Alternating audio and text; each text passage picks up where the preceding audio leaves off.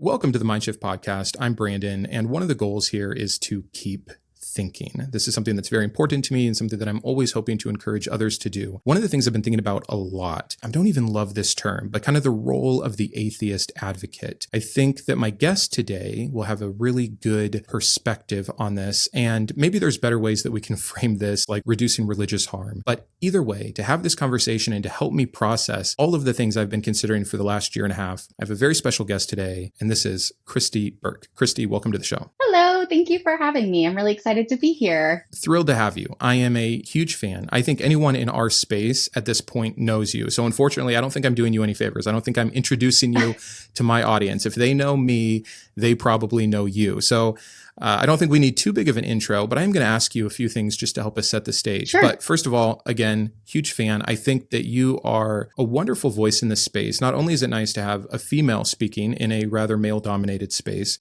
but you have been deconverted a lot longer, I think, than a lot of people who start doing this. Mm-hmm. You know, I was only at 3 years when I started the channel, and I think you deconverted at 19. I did. Yeah, it's been like 15 years.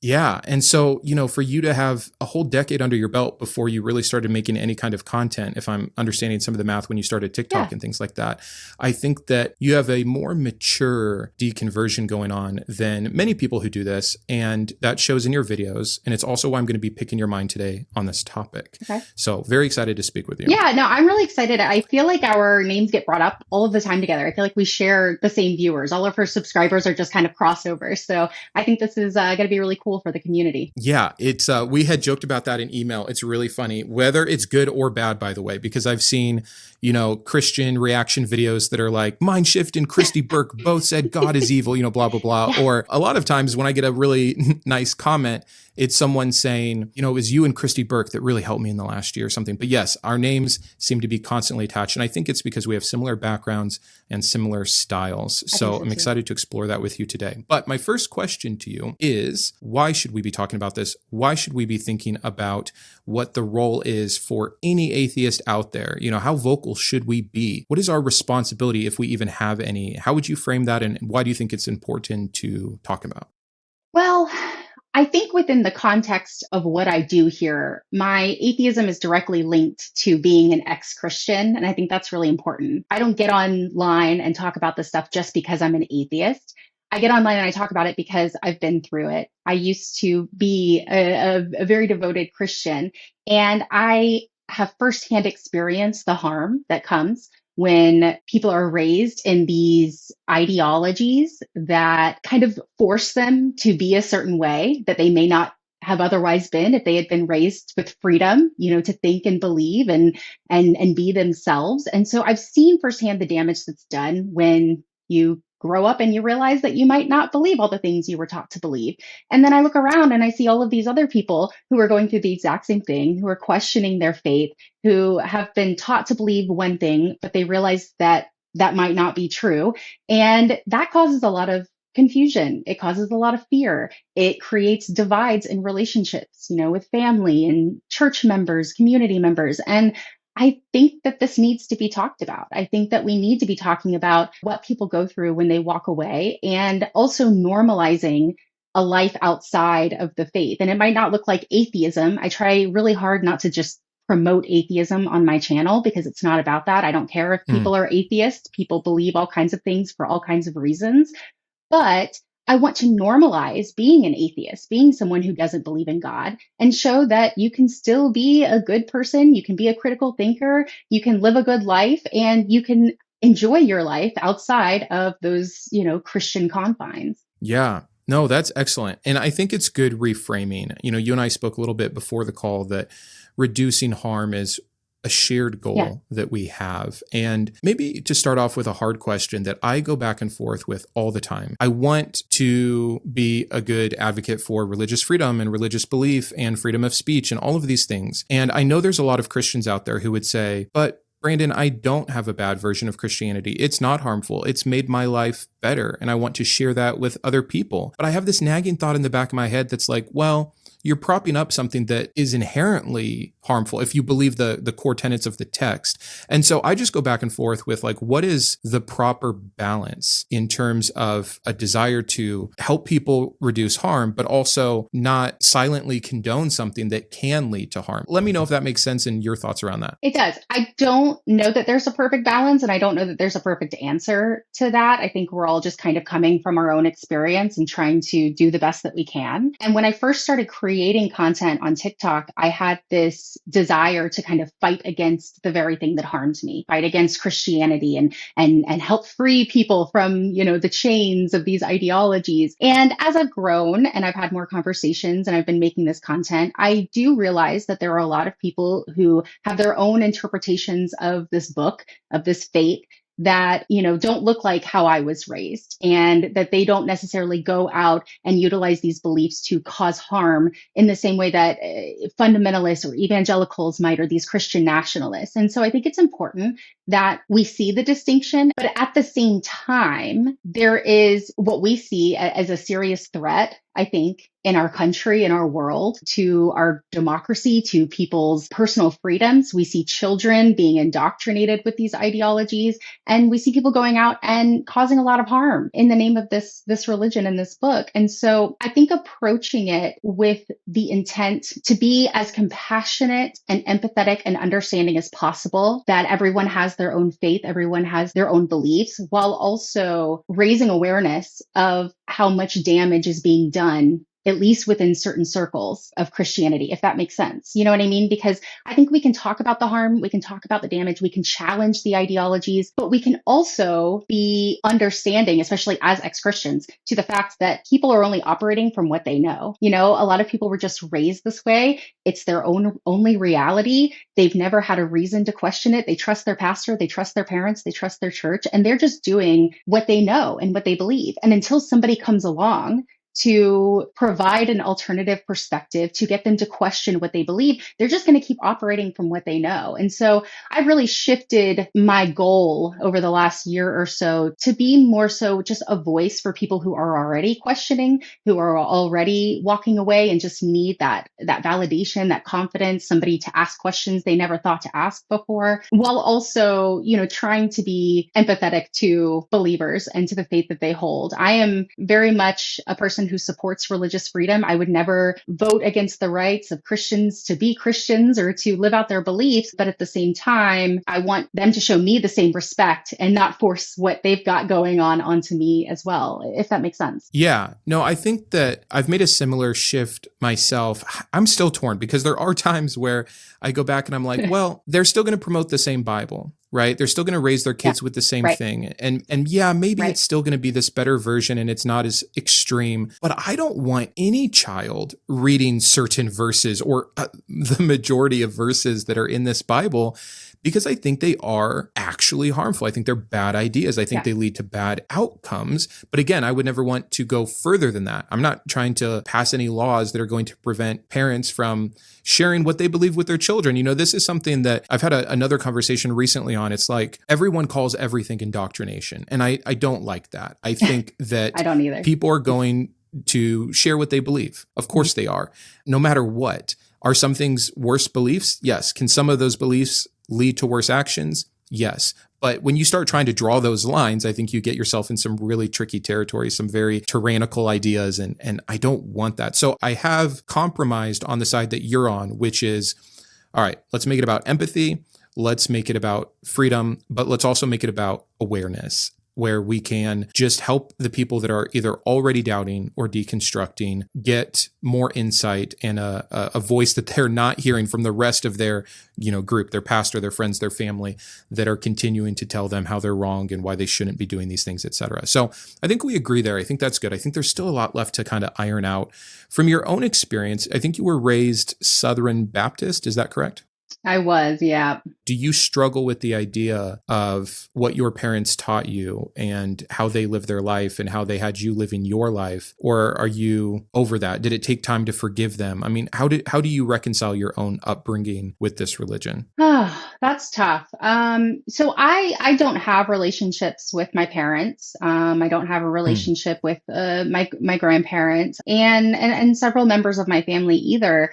And that was a long process. And I feel like I am not angry at my parents or my family for doing the best that they could, doing the best for me in their mind. But I don't know. I struggle to answer that because I always kind of teeter on this like personal responsibility. We're all responsible for how we treat one another, but then the way we treat people comes from where we're operating from, what we know about our reality, right? And so, I yeah. struggle with that. I have a hard time with how I was treated by my family, by the hypocrisy that I saw in these people that are telling me to follow this religion, but then they're not really exactly Mm, following themselves. They kind of make up their own way. And they don't yeah. really read what's in the book that they're pushing. And so I struggle with that. I am not mad though that they passed on what they thought was the best. And I also understand that they're living in fear. They are afraid that, their child is going to die and go to hell. And that's a very scary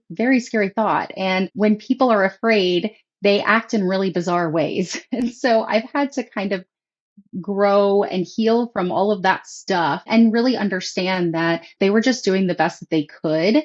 But unfortunately, I grew up and I went a different way. And now they are responsible for how they treat me moving forward, and it wasn't, they didn't treat me well.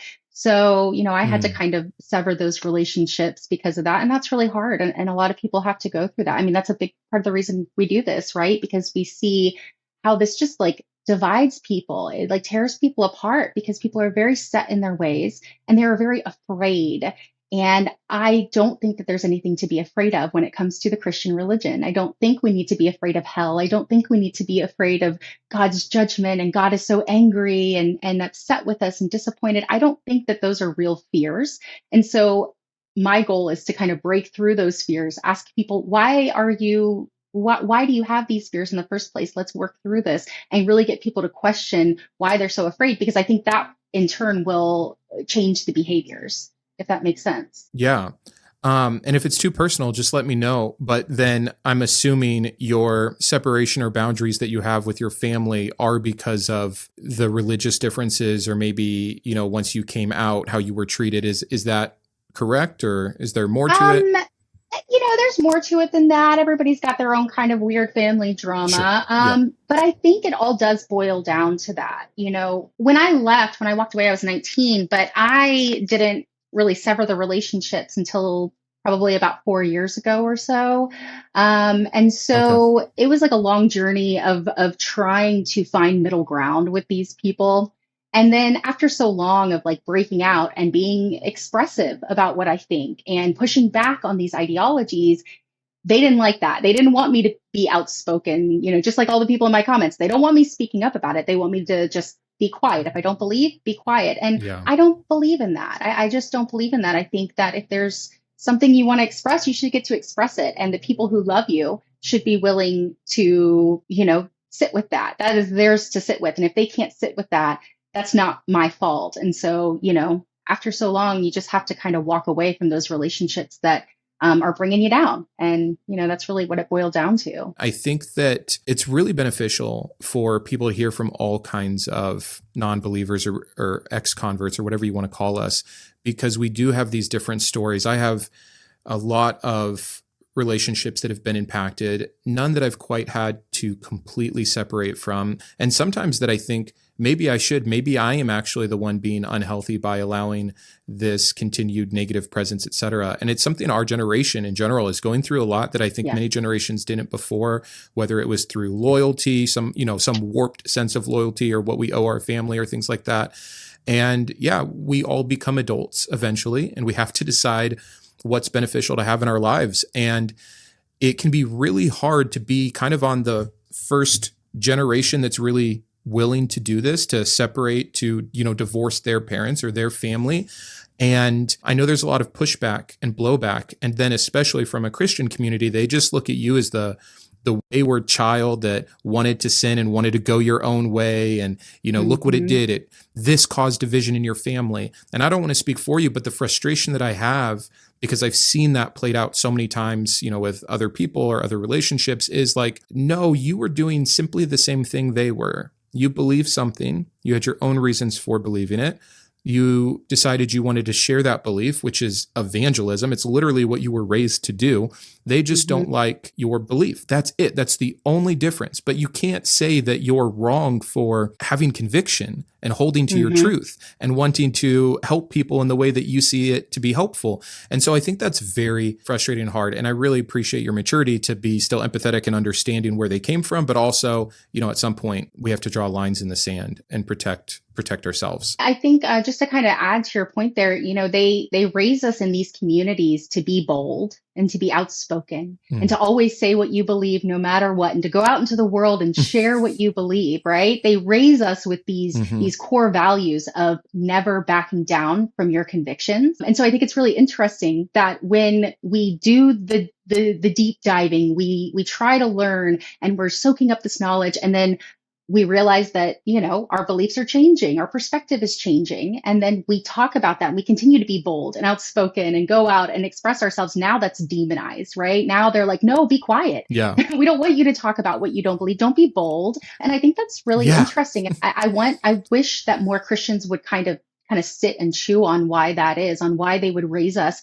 to be so outspoken and to train us to go into the world and do these missions and try to save people. But then the moment our perspective changes and we're seeing it a different way that they no longer want us to hold those qualities that they instilled within us to begin with. So I think it's really interesting. Yeah, it's a weird dichotomy because I also see it, you'll be encouraged by your Christian pastors and mentors and things like this to, really study the Bible, really dig in and learn God. And you'll also be encouraged to even doubt, wrestle with God. And then as soon as you read too much, you studied too hard, or you doubted and went too far, then it was, what were you doing? It's about a relationship with God. You don't need to be pouring through the scriptures. It should have been about what Jesus was revealing in your heart. And it's like the script absolutely flips the second it doesn't align anymore. And it's so frustrating because what I cry on my channel all the time is just consistency. I don't care if we believe different things, but be consistent. Be consistent. Right. If you think this is what the Bible says, then do it. If you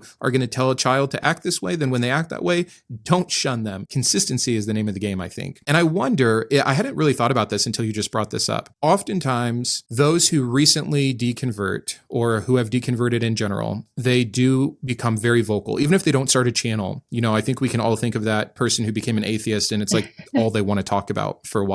Right. Do you think it's a reflex to a huge life change, or do you think that it is kind of this instilled personality type of be bold, evangelize, all the things you were saying, like we were raised to try to convince others to believe the same. And I had never really considered that. Am I just doing this because I'm a missionary kid and I'm still being a missionary? It's just a different belief set. So why do you think people become so vocal when they do? Not everyone does, of course, but maybe walk me through your opinions there. I think it's a little bit of both. Yeah, you do see this kind of stereotype of this ex-Christian or new atheist who just wants to just kind of fight back. And I think that is a reflex. I think it can be a trauma response. We're trying to defend something and we have realized something and we want to get it out there. But I don't know that we would be so eager to get it out there if we weren't first given these requirements to be that kind of person. We were kind of molded into that type of person that is supposed to go out and save souls and help people and share the truth with everyone. That kind of becomes a part of who you are. And so I think it's a combination. I think you see these people who most of the time when people leave the Christian church, they do so after having been very passionate about being in the church in the first place. I think we see some of the most devoted people, the people who wanted answers, who just had a thirst for knowledge. Those are the people that often walk away because they dig in deeper than the average Christian who's just going to church, letting their pastor read them a nice fluffy verse, going home, doing their little devotional, and then closing the book and walking away. And a lot of us weren't like that. A lot of us were like, no, I believe this and I want it to be right and I want to do it the right way. and I'm passionate about it. And so I'm going to put my all into this thing because it's the most important thing is what they tell us. So to me, if that was the most important thing, well, that's what I needed to dedicate my life to. And I did. And through that process, it wasn't aligning. It didn't make sense. And that I no longer believed. And so, yeah, I just kind of like getting out of it. You want to let everybody know, hey, I figured this out. And a lot of times you haven't figured it out. You've realized something and you want other people to realize that too. Yeah. And I think it's hard to find that balance. And I think a lot of people they struggle to find that balance. A lot of people want to be angry and they have every right to be angry because they've been hurt. And I fully understand that and am empathetic to that because I'm also angry and I've been angry for a long time. But I think it's important to sit down and kind of ask yourself, what is your goal? Like, what do you want to accomplish? Do you just want to be angry? Do you just want to like tell everyone that they're wrong and try to get everyone to think like you do? Or do you actually want to create like a positive impact? Do you want to make a change? Do you want to see people think more critically about what they believe? Do you want to see people not being harmed by these ideologies, children not being indoctrinated by these ideologies? Then we have to find a gentler approach, I think, And so I think that's a struggle with a lot of people is they're passionate and that passion can be misunderstood for a lot of other things, hate or anger or whatever. And really, we're all just very passionate and we want to talk about these things. We're thinkers and we're doers. And so we go out and we think and we do. And, a lot of people don't like that, but, Christians are going out, they're passionate too, they're sharing it. And so we're just kind of doing the same thing we've always done. And, a lot of us, when we believe in something and we're passionate about it, we want to talk about it. Yes. And it's funny because this is something else I want to talk to you about. So we'll get to this. There's a trope of the angry atheist, right? Yeah. And I think there's two sides to everything. I think everything is multifaceted and along with consistency, I also cry for nuance. Mm-hmm. But I think there is the actual angry atheist who is just bitter and they're mad at everyone and everything and they feel duped. And I think that is such a I want to help normalize that feeling for people because often people just expect like, oh, you believed something for 30 years. It was your entire identity. It was the core of what you believed. It was your entire worldview. You found out it's not true and you should just be what? Passive about it? Yeah. Like indifferent, apathetic. Like, right. Yeah. Like, of course, this is truly one of the most revolutionary things I think that can happen to an individual is a complete worldview shift. Yep. But then there's kind of what you're talking about too, which is the confusion or the misinterpretation of passion or zeal or care even for anger, resentment, bitterness. And unfortunately, I promise I'm getting to a question. No, you're fine. Unfortunately, I've seen you attacked with this even more than most. And I'm curious to get your thoughts. I have bad reaction videos. People make videos, they accuse me, they misrepresent me, they clip me to make something, look a certain way. I think everyone who's in the space has that. I think you have it more. And I'm wondering if you can help me understand or yeah. So first of all, do you agree? And second of all, why do you think this is that people have attacked you as so angry, bitter, nasty? Is it?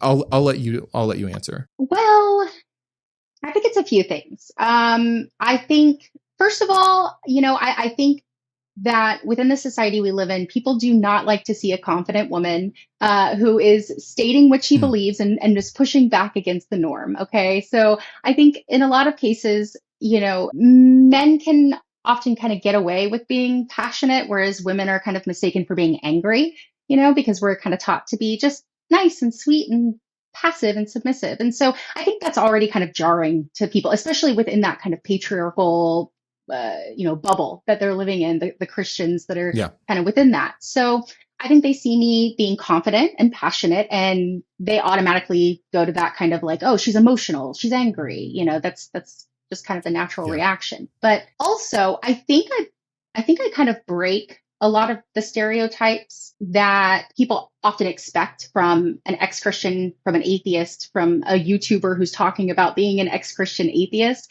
I try to be fair. I try to be reasonable. I try to say it with a smile. I try to meet people where they are. And I think because of that, it kind of messes with people's cognitive dissonance and they don't like that. It kind of breaks their brain, and they're like, no, you definitely have ulterior motives. You're definitely very angry. You're bitter. There's Oh, I got to be see. a reason that you're doing this, instead of just actually hearing my words, they jump to conclusions. And I think that's what happens a lot of the time. I think that I try really hard to be as reasonable as possible while also lending a voice to those that are angry and upset and hurt. And finding that balance is really, really hard. But I don't think I'm what people expect a lot of the time. They don't expect a woman who's, was raised Christian and is now a very outspoken atheist to really speak against these things that people have normalized. And so without actually listening to me, I think they jump to their conclusions first because it's the only way to maintain that cognitive dissonance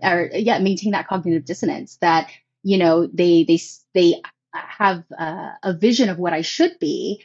I don't match up with that vision. And so they're just going to kind of make assumptions rather than actually accepting that, I'm just someone who's passionate and I want to help people and I want to lend a voice to people who are deconstructing. And that's really it. There's not this crazy ulterior motive where I want to attack Christianity or piss off Christians. It's just kind of the result of what I do. Yeah. And I know I was kind of laughing as I set up that question. It was more laughing at the absurdity. I don't mean to laugh at the incredible negativity that has surrounded you.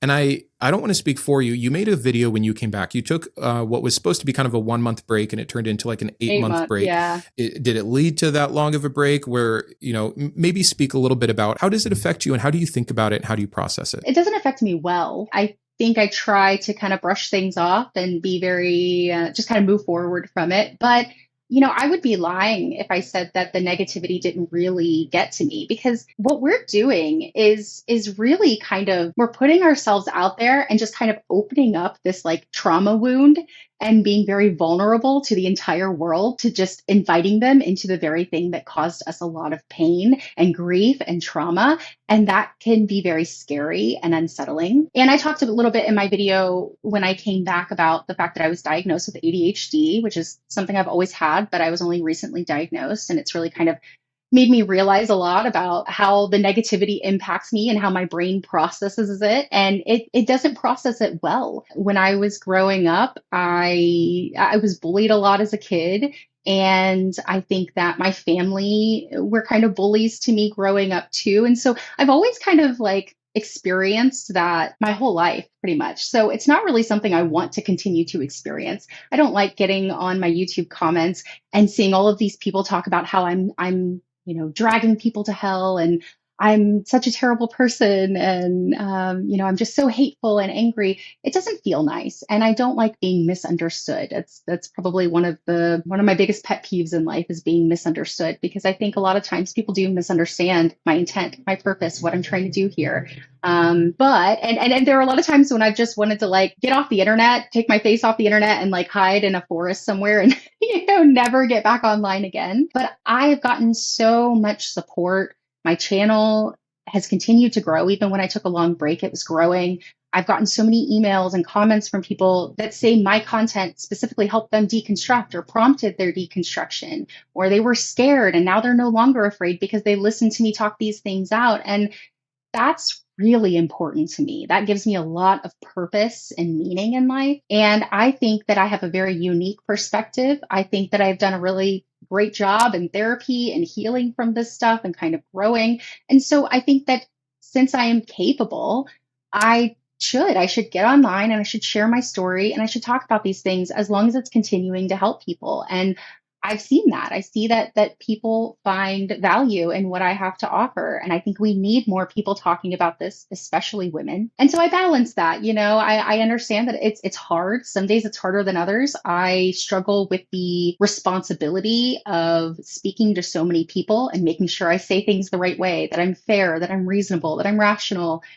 That's a lot of responsibility. It really is. And it's not easy to manage. But in the past year or so, I've like I said, I've really shifted my perspective. And I realized that all of these people that are very angry, that are very negative toward me, they are where I once was. I was once afraid just like them. I was scared of everyone going to hell. And they are acting from a place of fear. And they're very afraid. And if I can kind of remind myself that, it makes it a lot easier to deal with, because I don't believe the things they say about me, but I I don't like negativity. It's not a fun thing to deal with. It's disheartening. So yeah, it's a struggle, but I balance it out by knowing that, I've got something valuable to offer that does help a lot of people. Yeah, I don't think we were ever made from an evolutionary perspective to deal with even the internet in general, this mass connectivity. Like, it's obviously amazing. But yeah, I've read a few books on neuroscience and evolutionary biology that points to specifically around like the negative use of even having a smartphone. And I think about how much further you and I are taking that to put the most vulnerable and the most problematic or contentious ideas out there. Religion is something that everyone has always believed forever. And yeah, this is the other thing I think that is so funny. People will disagree with other religions, but I feel like I see Christians treat Muslims or Hindus better than they treat atheists, right? Like, we are so much worse because we can't wrap our heads around a God. And at least these other people, they're just confused. They have it wrong. They'll see the light eventually. But, they understand the stirring on the heart, the burning in the bosom. I think that's so funny. But yeah, going back to the negativity, you're right. It affects me a lot more than I thought it would. A lot more. I was always someone that felt really secure. I was in the same way in Christianity. I didn't mind it. It was almost a badge of honor, right? When you get attacked for what you believe, you're living out the Christian persecution, which Jesus told you were going to have. When you're an atheist, you don't have that. You don't have some reinforcement, from the highest power possible that this is the proof you're doing something right. It is just negative. And it's really hard. I appreciate you saying so, because again, the goal here is talking about how to reduce religious harm.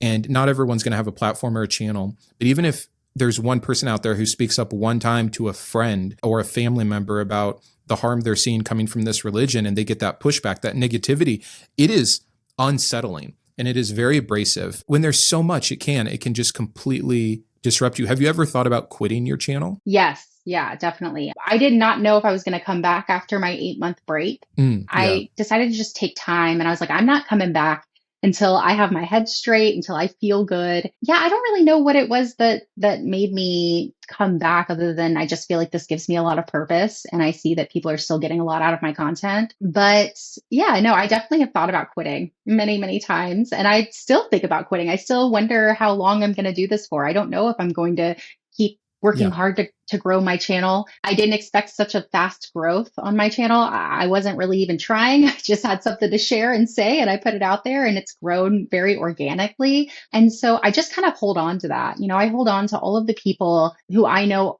are where I once was, who are very afraid, who are questioning, who want to do the right thing, who want to find truth.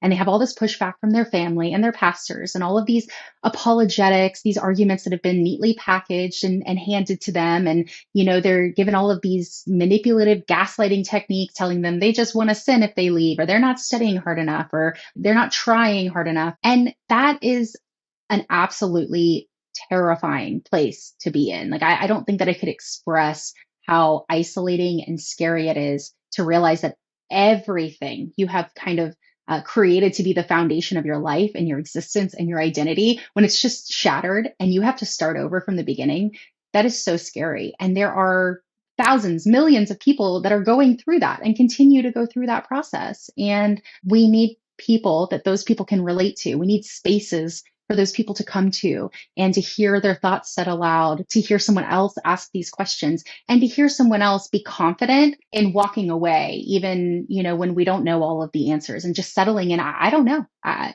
have no idea. But from my perspective, this doesn't make sense. I'm not scared anymore. And I think people need to hear that. Yeah. So I stick around for those people, because I was once there and I needed spaces like that. And 15 years ago, there wasn't a lot. There was the atheist experience, and that was kind of it. Yeah. Well, it is interesting we deconverted essentially a decade apart from each other, and so much changed during that decade. I don't know if I could have deconverted at 19 with the resources that were out there. I applaud you for figuring it out sooner. I'm actually blown away that two things. A, it took me so long. Like, I can't believe I had the doubts. I probably knew better. I knew there was an issue with that verse. I knew there was an issue with that concept. I knew philosophically this couldn't all work together, but the indoctrination was so intense and it just lasted so long. And then there's another part of me that's like, I can't believe I ever made it out. And so I do know what helped me though was people like us. Mm-hmm. And that is, like you're saying, a big call to action for myself where I almost feel responsibility. I have the whatever requisite skill set it is to be able to convey these ideas. I have the willingness and awareness to be able to create some kind of a platform. And so, yeah, when I am bogged down with the negativity, it is those comments, which I know both of us get all the time, which is so incredible to hear, that we're normalizing this for people. Like, it's okay. And I was like you, and now I'm not. I was afraid, and now I'm not. Mm-hmm. I did consider, this God perfect, and now I don't. And I can point to all the people in my life, no one in my life, actually, all the people online, the debates I watched, the books that I read, the thinkers that I listened to. What was it for you? Was it just the atheist experience? I know in your deconversion story, you talked about listening to debates and reading certain apologetics or counter-apologetic books. Who were some of the big influences for you to help normalize this for you to get out? I think it was mostly the atheist experience. It was going on YouTube and, searching up atheists and then I loved listening to debates between atheists and Christians and hearing both sides. My deconstruction was prompted long before deconstruction was a term. People weren't talking about deconstructing from Christianity. And I never sought out to be an atheist. I listened to the atheist experience, I think, because when I was a Christian, I actually listened to the atheist experience so that I could hear the other side's arguments and I could be better with my apologetics. That's how it starts for a lot of people. Right. And so I did that before as a Christian, but listening to the atheist experience didn't actually prompt my deconstruction at all. I was still a very confident Christian. And then I just got to a point where I felt like if I was very serious about this religion, and this was the most important thing, that I needed to give it my all. And I needed to have all of the answers. I mean, the Bible says, be prepared to give a defense for your faith. And so I wanted to be prepared. And I was asked. It also says to do that very kind and gentle, which I think is hilarious when you consider the state of like apologetics. No one ever talks about the second part of that verse, but sorry. No, that's okay. No, it's a good point. So I was in that place where I just really wanted to dig in, and I realized that there was so much of the Bible that I hadn't read and that was never presented to me. And if it was kind of skimmed over. And so I really decided to read the stuff that I wasn't really exposed to, these passages in the Old Testament where God is commanding people to go out and slaughter the infants, slaughter unbelievers, kill everyone. And I'm like, I don't get this, because the God that I believe in is a loving Father God, and he wants everybody to be saved. And he created us all so we could have this loving, intimate relationship with him. And that stands in direct contradiction to, I created you just so I could command my people to go out and slaughter you and kill all your children, So what really prompted my deconstruction was this realization that the God that I believed in, the God I was dedicating my life to, and that I thought that I had this unique relationship with, was not the God of the Bible. And that was really hard for me to realize. And so I had to kind of dig into that.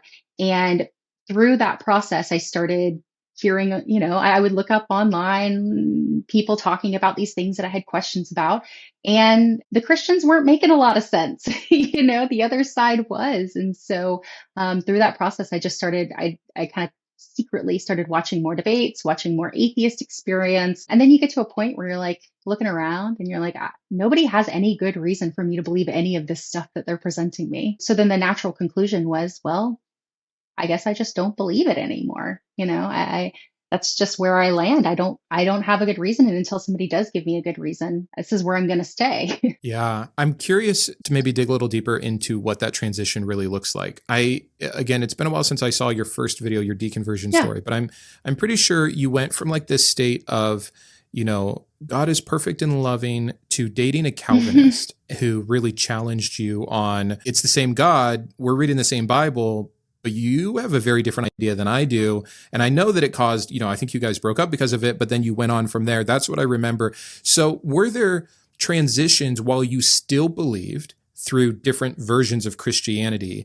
And then, when you finally did get out, did you spend any real time considering other religions, or what did it look like in this new age space before you just kind of went straight to atheism? Maybe walk us through that. Yeah, it was a really, really long process because I mean, I grew up in the Baptist church since I was 5 years old. I was always very involved, but it wasn't until I was about 14 when I went to church camp and rededicated myself to Jesus and really got saved and got, really deep into it. And it was like 14 through 17 when I was just all for Jesus. And then when I was 17 is when I started, I had this boyfriend, and yeah, he was a Calvinist. He believed that God predestined certain people for heaven, and he predestined certain people for hell. And I thought that that was obnoxious. I thought that can't be compatible with a God who wants all people to be saved. I'm in this church that's like, you've got to go out. You've got the blood of these people on your hands that go to hell that you don't share the gospel with, right? And God wants everybody to be saved, which is why it's your mission to go out and save them. So that wasn't compatible with me. I'm like, well, why would God want me to go out and try to save everyone if he already knows some of these people aren't going to get saved? He's already made his decision. His mind is made up. And that just didn't sit right with me. And that was really what made me question this God character. I mean, that was really the prompting of all of this, was like, who is God? What does he want? Is he in control? Is he all powerful? Does he plan everything ahead of time? If so, how can that fit with my worldview that this God is just, lets all these people be born and then he just wants them all to be saved? It's just not compatible. So yeah, I actually broke up with my boyfriend at the time. We were in a pretty serious courtship, as they say. And I didn't want to get married and have kids with this person that had a totally different view of God than I did. So we broke up. After we broke up, that's when I was like, okay, I got to really figure this out. I have a lot of questions that I need to answer. So I dug into the Bible. I started researching, learning as much as I could. And then I think about 6 months later, I was like, I think Calvinism is the only thing that makes sense. Like if I believe that God is all powerful and God knows the future, God plans every person, and then you read Romans 9, where it literally says, that God gives mercy to whom he wants to give mercy. He creates some people for destruction. It was the most logical conclusion I could come to. And I hated that because I was like, I don't want to believe that God is this way. I don't want to believe that God would create someone just so he can torture them in eternity forever. That doesn't feel like love to me. It doesn't align with what I know about love and kindness and goodness. Around that time, I was around 18, and I was, trying to figure things out. I was really struggling, and I decided that I wanted to go to a different church, that I wanted to try something else out. So I talked to my family, and I was like, hey, I don't want to go to this church anymore. I want to go to a more progressive church. I want to see what that's all about. So I did. I went to a more progressive church. It was very different than the Southern Baptist church. They spoke in tongues, which we did not do at the Baptist church, and they were a lot more charismatic.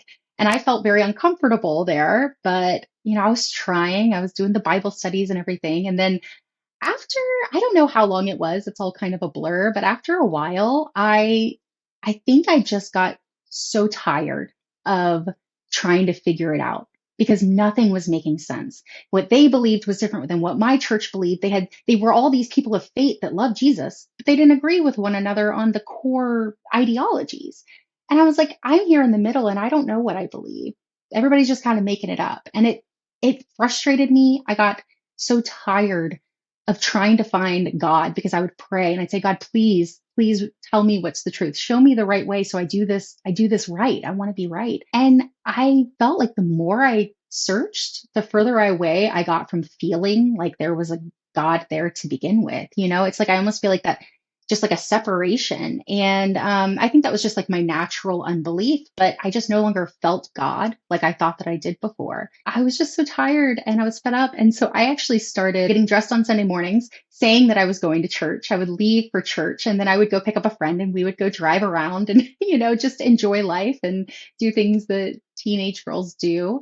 And I did that for a little while until I eventually moved out of my house. It was very kind of quick and traumatic moving out with my family. And when I moved out, I was actually homeless for a little while. I didn't have a place to call home. I was staying with a friend, and it was a really, really scary, traumatic time. I was in survival mode. And so I kind of put like my relationship with God on pause. I was like, I gotta just like figure my shit out. I gotta just figure out what I'm going to do. And then it was after about a year or so, getting back on my feet, getting, into a place that was my own home. I was like, okay, now it's time. Now I've got to get back to God. I got to figure this out. I started reading my Bible again, and I started going through Psalms and trying to find inspiration. And every time I opened it, it just felt empty. Like it didn't feel like anything important. It didn't feel like anything I could find value in. Yeah, I think that's when I started exploring other alternatives. I was like, well, God exists, obviously. Obviously, there's something there. Isn't it funny that you can just still hold on to that idea? Like you can have all these things that seem problematic. And it's actually, I think it is beneficial to your deconversion story that you didn't just say, oh, this God isn't how I thought he was, therefore he doesn't exist. Like, no, that's not the next logical step for most people. It's, oh, I'm wrong about something or I'm confused. He definitely exists, but like, I've just got to figure out the right one. So sorry, continue on. But I just wanted to point out, I think a lot of people will hear what you said at first and be like, see, you just didn't like it. Too bad. Like that's who God is. He's sovereign. Get over it.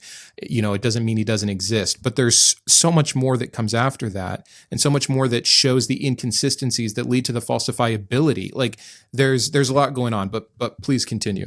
No, you're right. And you make a good point because so often I'm accused, and I mean, not just me, but people who do what we do are accused of having been fundamentalist Christians, and then we just jump ship to atheism. Yeah. You just decided you didn't like it. And so now you're an atheist. And they don't realize the actual, the agony that so many of us go through trying to figure it out. Yes. And that it can be very incredibly stressful when you just are trying to find truth, but nobody is giving you a clear picture and you can't find it. You feel very lost and you're being given all of these different things, these ideas, and nobody can actually prove it. And so, yeah, no, I think it is misunderstood that we just jump to atheism because I did not ever set out to be an atheist. I didn't want to be an atheist. I wanted to have a relationship with God, whoever God was. And so I became more open-minded to who God might be outside of the Bible and tried to find him in other areas. I got very into the new age crystals and stuff like that for a little while.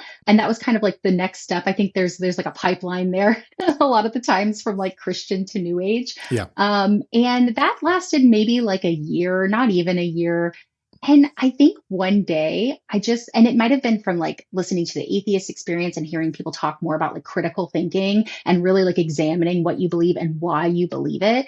And I think I was just like sitting there one day and I was like, why do I believe crystals work? Why do I believe in these like in chakras and energies? Sure, it might be true, but why do I believe it? And I couldn't give myself a reason. And, it's that same process with all of the different religious ideologies and Christian ideologies. I had to ask myself, why would I believe this? What is the reason? And nobody's ever given me a reason, And so people think that you choose atheism, that you think, you know what, I've decided that God doesn't exist. Right. And though I don't believe that God does not exist, that's not a belief I hold because I can't prove that. Atheism is just the natural result of realizing that you don't hold a belief in a deity. And that's it. I don't currently have a belief because nobody's given me a good reason to believe. And so therefore, the most logical place I can land is I don't know if God exists. But because I don't know God exists, I don't believe God exists. And so because I lack belief, here I am, an atheist. I just don't believe in God. Yeah, it is really and relatively simple compared to how complicated it can get sometimes with terms and definitions. Yeah. And I liked what you said a few minutes ago. It was your natural unbelief. Mm-hmm. I've seen this a lot where people say, well, everyone's born atheist. And I think that's true. I think we're also born with this like ability or desire to look for meaning and patterns. Yep. And that leads to religion and looking for God and things like that, or something that would be like a God, a beginning, a grounder for morality or meaning, etc. Right. But yeah, like natural unbelief is the default, of course. And just returning to that after getting through all of the things that were said, again, in the goal of helping reduce harm and getting people who are in doubting and deconstructing phases to be like okay with what they're thinking. I think a lot of times, and I try to provide this on my channel, I want to give the evidence of why Christianity is not true. Though you cannot falsify a God in general, you can falsify particular religions, at least based off their tenets. Right. And so, for me, I think that's very helpful, but I also think it's not necessary. You don't owe a belief to anyone for anything. You're allowed to just feel unconvinced. You don't have to be able to point to how this scripture contradicts this scripture and this philosophy is incoherent with this theology. I want to give people the freedom to just don't believe. You don't have to. You don't owe anyone anything, no kind of explanation. So I'm curious for you on your channel, the way that I think about your videos, sometimes you'll do very personal things like, the 5 scriptures that caused your disbelief. And I'm sure I'm butchering that. But other times you'll do something that's more topical, like the times that Paul disagreed with Jesus and things like that, showing an actual issue with a particular religion based off the text itself. Which of the videos do you find would be most useful? Which ones do you get the best response on in terms of actually helping people? Why do you make the ones that you do? I'm really curious to kind of get into your creative process. I think what people like the most that I do is really just deconstruct from the Bible, from the position of the believer. Okay. So let's say you believe in this book, you believe in this God. These are all of the, ideologies you hold. Well, let's read the book and let's see what it says and let's see if it aligns with what you believe about the book. I think it's really important that we meet people where they are. And when people are first deconstructing, first questioning, they hold these beliefs. They've been taught that this Bible it says something about God. It says something about what they're supposed to do, how they're supposed to behave. The problem is that this book has a lot of contradictions in it. It has a lot, it's a book that was written by a lot of different people over a long period of time, of different cultures, of different religions, different religious beliefs. And they've all put these letters and these books and these stories together. And they have presented it as though it is one cohesive word of God. And I don't find that to be the case. And I think if more people read the book and didn't just accept whatever their pastor said or whatever their parents said, I think they would find these contradictions too. I would think that they find that what they're being taught in the churches about God doesn't align with what the Bible actually says about this God. Just reading the book raises a lot of questions. And I want people to ask more questions about what they believe. I don't want people to necessarily stop being Christian or not believe in God. I don't care where they land at the end of it. They might realize that they believe in Jesus and they want to follow his rules and they like the guy. That's great. But so often people are claiming this religion, claiming this book, and they're not actually reading it. And so I want to be someone who's like, okay, let's sit down and let's really think about this. Let's read the story. Let's see what it says. Now let's think about how this aligns with what we know about God. We know that God is love and God loves all people and he formed you in your mother's womb and he has a plan for you. But we also know that in this story, he regretted making all humans and decided he wanted to drown them all in a worldwide flood. And those two things aren't compatible. And so when you can sit down and you can kind of present that and then give the viewer the opportunity to question that, to sit back and question it, I think that's really important. And that's really been my goal all along, is not to tell people what to believe. I'm not a biblical scholar. I'm not here to tell people why it's wrong, but I am here to share why I think it doesn't add up. It doesn't make sense. And I don't think enough people think about those things. Now, some people might think about them and then they're given like some apologetic argument. Oh, well, God works in mysterious ways, or, God, he does what you just can't understand it. And that's a really kind of difficult point to get to, because if you believe in this God and he works in mysterious ways, well, that's just is what it is. But I really encourage people to think more critically about that, to use the brain that if this God exists, he gave them. And, if God gave you a brain, if God gave you the ability to think critically, to scrutinize your surroundings, does this God want you to be aware of what you're believing, of what you're reading? Does he want you to question things people tell you? And if so, then there should be no problem with sitting down, reading through the book at face value. I really like to read it at face value. And the reason I do that is because it makes a point about this being the word of God, the divine word of God, accessible to all people. I read it at face value and I just present what it says. And then I ask a lot of questions that I think enough people aren't asking. That's really just been kind of my goal all along, is to put videos out that challenge all of the things that we were taught to believe, that we were made to believe, and to give people the opportunity and the space to actually question it and maybe not leave it, maybe not abandon it all, but to just think through these things, because we all should be thinking more about what we believe, you know? It is sad that whether it is actually laid out in scripture, which I think it is, or whether it's just the abuse of the church for control, that people have been essentially told not to think too deeply about these things, not to read too far, to trust authority figures who have the better doctrinal understanding, who, have the background in Greek or Hebrew, which again, like the standards are so unfair. Like I can go on and talk about a verse and someone will be like, you don't get to say anything, you don't know Hebrew. And it's like, neither does your pastor or your Bible study leader. You know what I mean? Like if we're going to hold everyone to a certain standard, there's going to be 10 people that can talk about this Bible. But it is sad that so many people don't read their Bibles and they're essentially told not to think. Why do you think it is, aside from like the indoctrination that says don't, why do you think people that actually believe that this God is real and he wrote a book for us, or a collection of books essentially, or inspired, or at least these are accounts about him, why do you think people don't read that? I think Christianity is just so cultural. It's just so normal. People trust their parents, they trust their family, they trust their pastor. They assume that when they go to church and their pastor tells them something about God, that it's going to be true because he's a man of God and God is speaking through him, and everyone else you love and trust believes this too. And so I think it's just that people trust those that are giving them this information.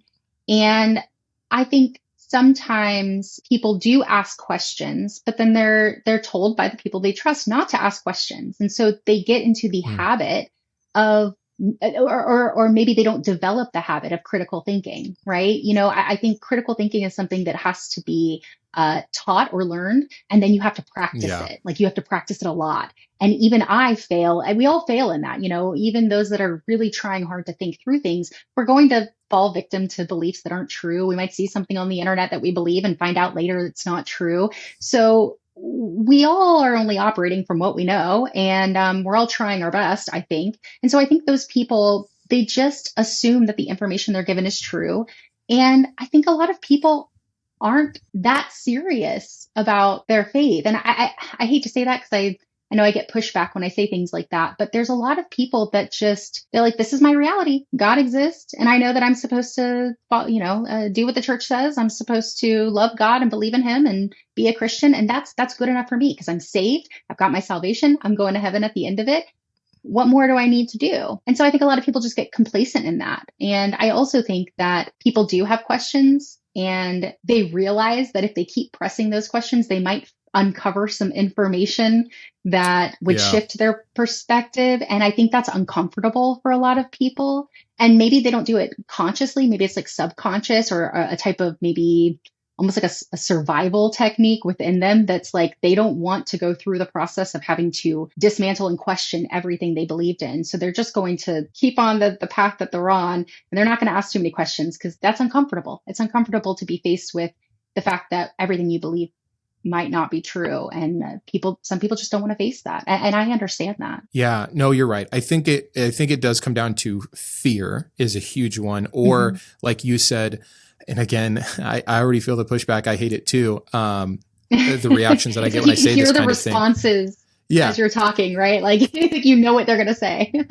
Yeah, like you don't want to tell someone they're not serious about their faith, but it's like if your significant other wrote a book and it was long, 800,000 words, same length as the Bible, I can't imagine a world where you don't read their book. And yet the creator of the universe, who supposedly loves you, that you claim you have a personal relationship with, that you say you're willing to die for, you've read 4 chapters, 6 books, like whatever it is, the fact you haven't, like, you don't read this, like, it always blew my mind. And also I get it. There were definitely times where I was like, oh, I don't need that. Like, that's not for me. You make excuses. You're like, oh, the Old Testament is just pointing Jesus. I'm already at Jesus. I got it. Like, here's the pretty parts. Here's how Paul is telling me to interact in the church. And you make a bunch of excuses, but it does always baffle me that there is this other side of it where some of the most extreme people that I know tomorrow would like sign up to be martyred for this religion. Or I think about like people like my mom, who for all of her faults has dedicated the last 40 years of her life as a missionary, as a missions director, making very little money, not living well off, and she's not benefiting from this at all. And she doesn't know her Bible. It's like, how can you be this confident with such little backing or information? And the other answer there, I think, is that people think Jesus is having a relationship with them personally. So when they pray, they're hearing something, and that's going to be personal. That's going to be for them. That's so much better than reading Ecclesiastes. That's confusing. So I think there's a lot of reasons, but yeah, it's interesting. I think one that you brought up that is especially big is there's a lot of people that I think know if they look too deep, they're going to get themselves in a pickle, to say the very least. So it's interesting. Yeah, they don't want to bring up all of these questions because it's opening up a can of worms. And once you flip the light on, you can't flip it back off. Like once you see it, you can't unsee it. And I think deep down, some people know that, and they don't want to open themselves up to that possibility of becoming like me, the angry atheist on YouTube who's just mad and bitter and, lives a miserable life without God and is going to go to hell at the end of it. They don't want to turn into that. And so, they're just going to keep on doing what they're doing. But I really do think a lot of people just trust their pastors and they believe they have this personal relationship with God. And that's a really hard thing to kind of break through. And also, the Bible is really boring in a lot of places. It's a really boring book sometimes. I don't think people want to admit that, but a lot of people, I know I did when I was Christian, I was just kind of like, okay, I'm going to read the Bible front to back, but then I'm going to get through all these like bagats or something, and I'm just going to kind of skim through it. And a lot of times Christianity is a lot more cultural than it is like a personal spiritual experience. And it's so popular and it's so normalized that it just is the way it is, right? That's just the way it is. And anybody who doesn't agree is going against what's normal, is going against the way things are. Yeah, I think that's a really hard thing to cut through. Yeah, that's a great point. It is. It's just a normalization. But one of the things that I'm curious about, also in your video that you put out when you came back, it was one of the first times I heard you say anything that was a little more political. You talked about Project 2025. You hit on that briefly, and obviously it's concerning. It's been concerning to me as well. But for my channel, and again, framing this around like, what is our role? What should our advocacy look like? I've tried to stay a little more apolitical, but to help people sometimes might look like talking about some of these things. How do you go about deciding what you're going to talk about or how political your channel is going to get or your views are going to be? I'd love to just hear your thoughts on that. I've actually been struggling a lot with that lately because I have a platform and I see a lot of things happening within politics that are very concerning to me as an ex-Christian as a person who's just living here and wants freedom.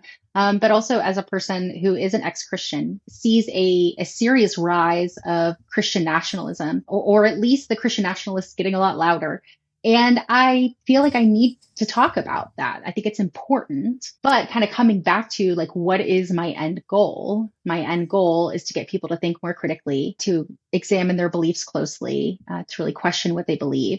And so I'm really trying to find that balance of not creating a lot of division with political opinions, but also creating a space where when people question their religious beliefs, that's going to expand and branch out into their political beliefs. Those things are very closely tied a lot of the time. So I do try to stay apolitical a lot of the time, though I'm very vocal about, if somebody asks me, where do you stand politically? Or, I'm left, I'm very left leaning. I have a lot of very strong political opinions. My goal is not to convince people to side with me, though I'd love it. I'd love it if people would agree with me politically. That's, I think we all do. That's not my goal. My goal is not to convince people why they should be left leaning or why they should be against Project 2025. And so like in that video, I brought it up and I said, I'm not going to talk about it at this time, but research it, look into it for yourself. So I try to really stay in a position where I'm raising awareness, I'm getting people to question, and I want to be a starting point for someone going out and doing their own research and doing their own thinking and figuring out where they land at the end of it. And yeah, I think it's a really hard line to toe. And again, because these political beliefs are so wrapped up in, there's the religious beliefs, they're a pair. And so naturally, we're going to talk about things that are political, but I try really hard to kind of reserve the political passion so that I can allow my goal to be met, which is to encourage people to think more critically. Because I think that the result will come after that of people thinking more critically about their political beliefs and being more empathetic, being more compassionate, being understanding that we're all trying to exist together. There's always going to be atheists. There's always going to be Christians. We will always exist and we always have to live together. We're not going to be able to eradicate one another. And that wouldn't be my goal. I want to find a way for us to coexist. I want to find a way for Christians to live out their lives, to follow Jesus, to do whatever they feel is most authentic to them, while also having the same empathy and compassion I'm trying to extend to them. That I understand you believe what you believe. I want you to believe what you believe, but I want us to be able to coexist. And I want us to find middle ground and fight for one another's rights to believe or disbelieve what we believe and disbelieve, if that makes sense. Yeah, no, it's a great answer. And it's encouraging to hear someone else thinking similarly, because there are times I question myself. I'm like, do I have a responsibility with, the platform that we have to speak up more about certain things? And then also, like, I also don't have all the answers. So yeah, maybe the best I can do is just help people critically think. It's funny, you're right. Religion and politics are completely tied together. Mm-hmm. And a lot of people do one of a few things when they leave religion. They'll do the opposite of whatever their religion is. And so they just for the sheer, my religion is wrong, therefore everything they stand for is wrong. And that looks like this politically. And I think sometimes that makes sense, just organically and truthfully. But I think sometimes people can be too quick and they don't think through the issues. There are still things that I'm very conservative on, certain issues. And there's other issues where I am as far left or liberal as you can get with certain things. But it's an issue by issue case. Like, I don't even know how to represent myself politically because I don't align with any side. I think that so much of it is again, politics to me is like another form of religion. It is groupthink and normalizing certain things. And it can be so difficult. And so, yeah, entering that arena, it's like, I'm comfortable with the fact I don't believe Christianity is true. And I know why I don't.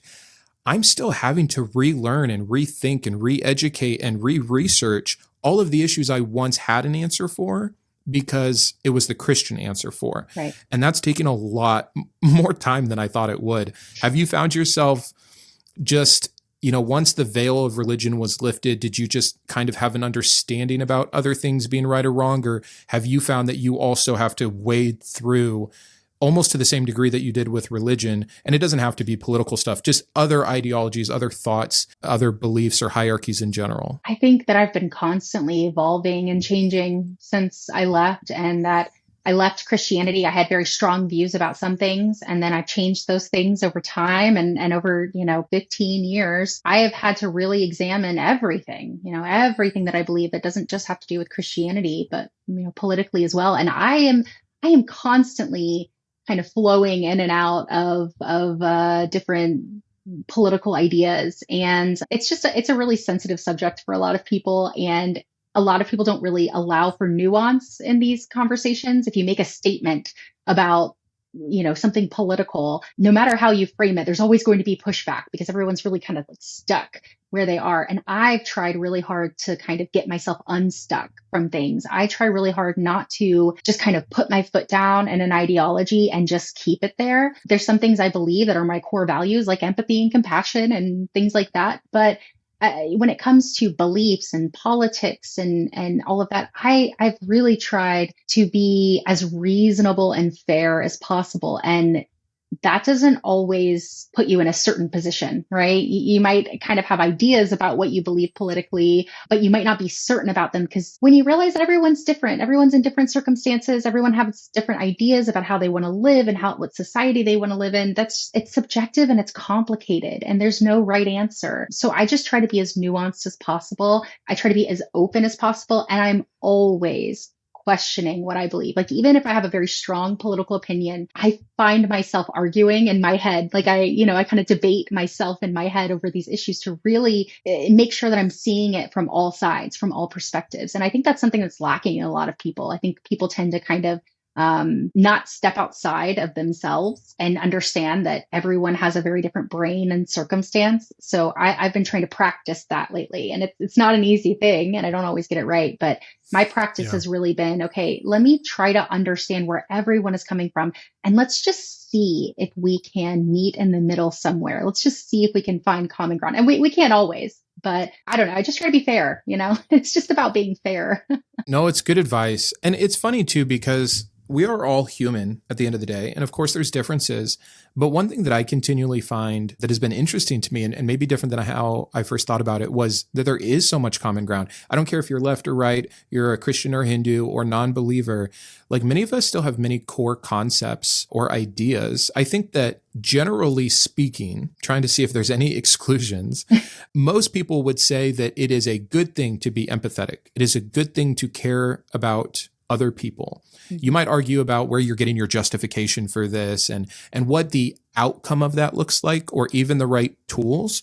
But like, if that is an actual starting point, you can get so much further, I think. I mean, I've seen this. I've had to do this with my own friends to maintain the friendships and to keep any sense of sanity in my family relationships with people that believe differently. That's like, all right, I don't believe in your God, but like, I'm still the same good person. Like, I still want to help people and look like I can point to things I'm actively doing here. Why would you let our difference of belief get in the way of a shared goal that we both supposedly still have?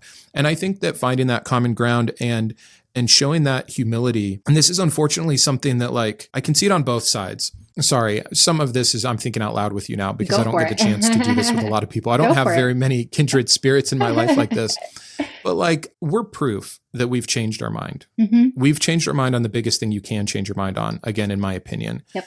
And I've seen atheists that go through this shift, then they lose that humility. And they're like, well, now I know I'm right about this. The veil was lifted. I've got it now. And it's like, whoa, keep the thing that got you here in the first place.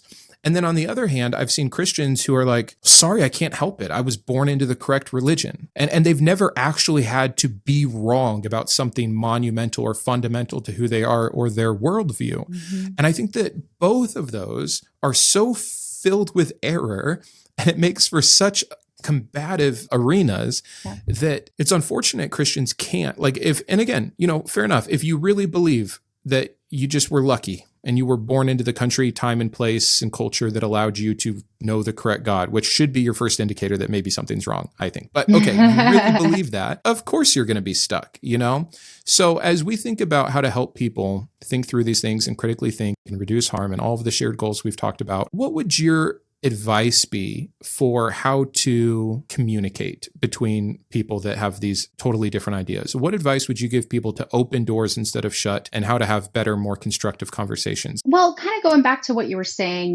that you have these people who leave and they kind of they stick their foot in the ground and they say, I'm right, this is right, and I'm going to argue against it. I was there. And I've been on the other side too, and on the Christian side where I believed I was right. And now I've settled in this place where I'm not so certain. I can rest in the unknown. And I think a lot of people on all sides of the argument can't rest there. It's almost like I don't know if it's a defense mechanism or what it is, that I have to be certain about this thing that I'm telling you. Otherwise it creates a vulnerability of like being wrong. And I've learned that I can be wrong, that I can say I don't know, that there are things that I don't have answers to, and that's okay. So I'm coming from that place. If we can understand that we don't always have to be right, that we can just work to find middle ground, I think that will get us a lot further in having these productive conversations. I made a video about this recently, and it wasn't a very popular video, and it actually got a lot of pushback from my regular viewers, people who normally follow me. They didn't really like what I had to say. Just meeting people where they are, trying to see through to their humanity and not just trying to be right. Because you have to sit down and you ask yourself, when you're having these conversations with people that you disagree with, you have to ask yourself, do I want to be right? Or do I want to create a positive impact in some way? Do I want this to be productive in some way? And I don't think that you can always have both. Don't set out to prove them wrong. Don't set out to be right or to win the argument. Yeah. Set out to get them to think more about what they believe. You see it one way, they see it another. Try to understand their perspective. Try to see through to their humanity, and then encourage them to think about it. And the best way to encourage people to think about it is to just ask them questions. They present an argument. Well, ask a question back. And usually with the Christians, it's going to end up in some thought through meaning cliche where it's like, oh, well, God just works in mysterious ways and that's just it. But putting that question in their mind, they might go home later and it might just kind of sit there and they might find themselves having a difficult time justifying that. And I think that's a really important way to do what you set out to do, which is to encourage critical thinking, maybe get someone to see your perspective, but to do it in a very compassionate and kind way and an understanding way that they're only operating from what they know. A couple times in this conversation, you've kind of pointed to a Socratic method of curiosity and asking questions as opposed to debating and making points. And it makes its own point if you can learn to ask the right questions. But it is so much more constructive because it allows the other person to do the answering instead of being told from you. I've got a few questions based off what you said. First of all, tell me more about the video you put out. Was it the Should We Tolerate Blind Faith one? Or was it something else? That. Somebody was asking me in my comments about how I could just be so okay with people having faith, that they have a mistrust of people who have faith and this blind belief because they're not exercising critical thinking. And that maybe we shouldn't be so tolerant of it. Maybe we should be trying to change people's minds and trying to fight back against that. Though I would love to see less people adhering to these Christian ideologies because I do think that they're not true. And I think that they cause harm. And I think that people utilize them to cause a lot of harm. I understand that I'm not going to eradicate that. I'm not going to get rid of it. And I shouldn't want to. I should want to try to coexist with all of these people that I already disagree with. And I should try to reach them in a way that meets them where they are, not just trying to talk at them. I don't want to be another person telling them what to believe. They've already been told what to believe by their pastor or their church or whoever. That's not my job. I think it's my responsibility to encourage critical thinking, but it's not my job to tell them what to think. And so talking at people, debating it, people, though it's entertaining, people like to see it. People want to see us get mad and argue with one another because it's entertaining. I'm not here to entertain. I'm here to create a positive change.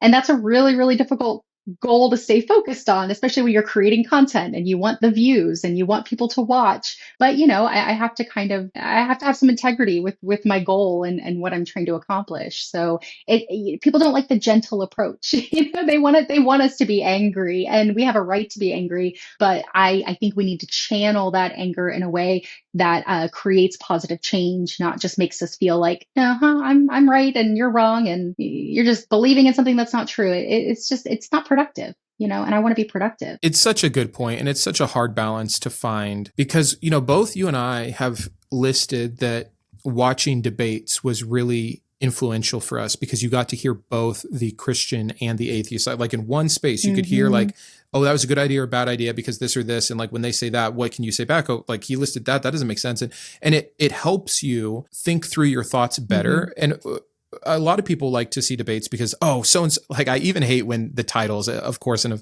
unfortunately it's the titles that we get from people who make reaction videos like Kristi Burke debunks herself, totally owned atheist, blah, blah, blah. I hate that stuff so much. And I try to be really careful because I do a Tuesday video where I do a reaction every single week. And it's really hard sometimes. And I always give the disclaimer at the beginning of the video that it's not a takedown of the person. It's of the bad ideas, bad arguments, and bad apologetics. But it's really hard not to be like, I know I could make fun of this person and rightly so and probably be justified. And the views would go way up. The engagement would go way up. But I don't want that to be the case. I'm curious. I'm sure you've been asked in comments, having a positive outlook on the function of what a debate can do, but also understanding like the debate world. And it's more of like who can have the best rhetoric or the best gotcha moment. I have personally kind of stayed away where I thought I'd be really interested in doing debates. What's your idea on like the debate side of atheist advocacy, so to speak? I think it's important. And I think some people are really cut out for that. Personally, for me, my brain does not operate in a way that allows for a formal debate. Like I said, I have ADHD and that really interrupts my ability to stay focused a lot of the time. It interrupts my ability to always get the words out. I can think it and I know what I think, but then actually conveying it is a very different issue. First of all, I just don't think I'm cut out for a debate format, but I think they can be beneficial. And I think that there's a lot of people out there that do debates that I love listening to. And I think they help a lot of people.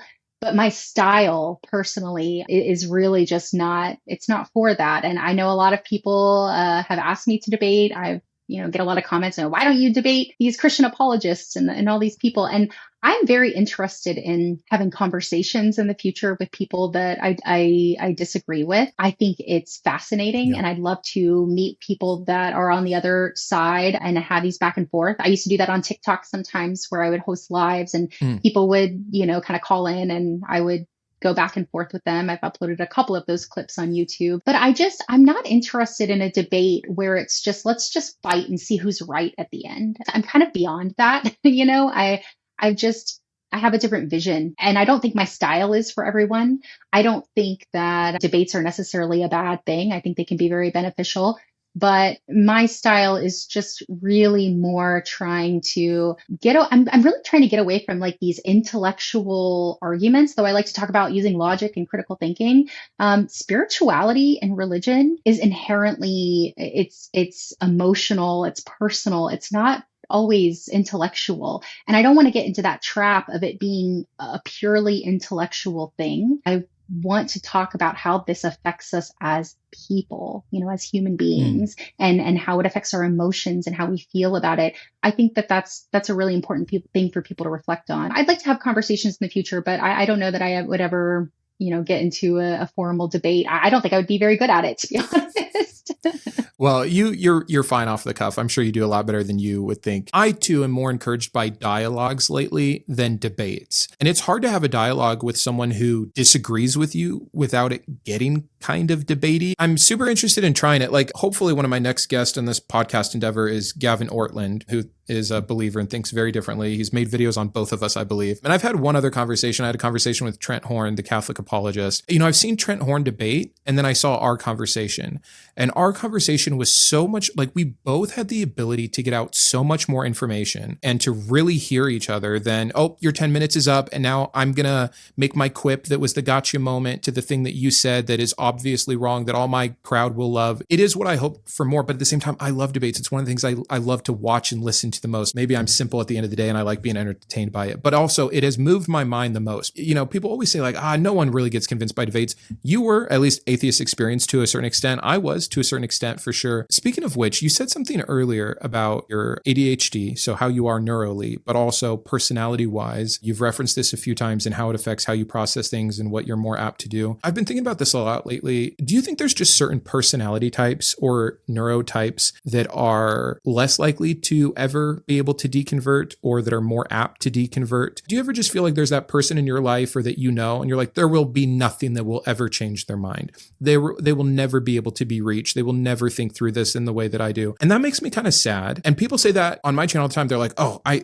this is useless. Like, why do you do this? People aren't going to change their mind. Like, I was as ardent as you could be as a believer, and now I'm here. So I know people can change their mind, but I also think that about people in my life. I'm like, they'll never change. So what is your opinion on people's ability?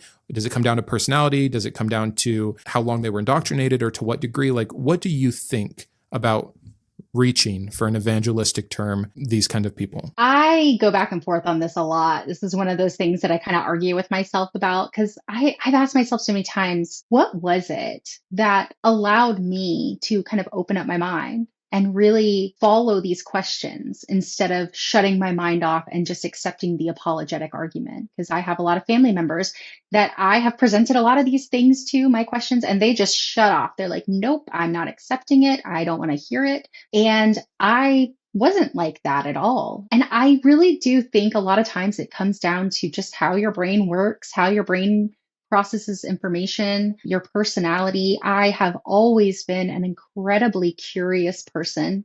When I was a kid, I was always asking why, and I got in trouble for it a lot. If I was given a rule that I didn't understand, like, oh, you can't wear pants to church, I would be like, why? Like, why can't I? What is the reason? I need to know the reason. And I would get in trouble. I would, they'd call me disrespectful, or, say that I was being a brat, and it was never like that. It was always, I really just want to know the why. Please explain it to me so I have an understanding. And I've realized lately that I actually think my ADHD, I almost think it was like a gift in allowing me to question and to hyperfixate on these things and to really dig into it, because that's just how I am naturally. I want the why, I want to know, I want the truth, and I'm going to hyperfixate on this thing until I get to the bottom of what I'm trying to look for. And a lot of people don't have that drive or that curiosity. And I struggle with that a lot.